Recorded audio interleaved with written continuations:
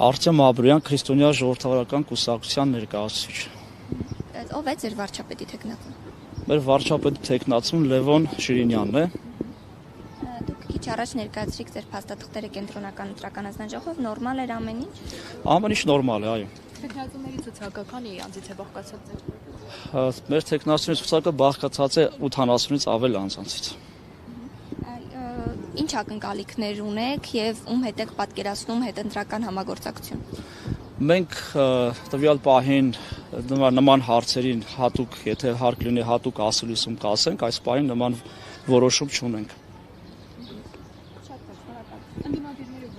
Ընդդիմադիրներից որը մեկ պատրաստում եք համագործակցել թե իշխանության ներկայացուցիչներ, ուղղակի փակագծեր բացեք հասկանամ։ Չգիտեմ ընդդիմադիր ասելով ինչի նկատի ունեք, բայց իմ եթերում ես բազմիցս նշել եմ եւ մեր կուսակցությունը նույնպես բազմիցս նշել է, որ չգիտեմ դուք ընդդիմադիրին չի նկատի ունեք, էլի։ Ինչ նկատի ունեք։ Մենք օրինակ դուք պետք է ասեք ընդդիմադիրում մեզ համար որ ասում եք ընդդիմադիրին չեք հասկանում։ Օրինակ խորհրդանում օրինակ մեզ համար այս պայն ընդդիմադիր ինստիտուտը ընդդիմության ներկայացնող ընդդիմադիր ուժ չենք տեսնում, մեզ համար ռևանշիստներ են ընդհանրապես։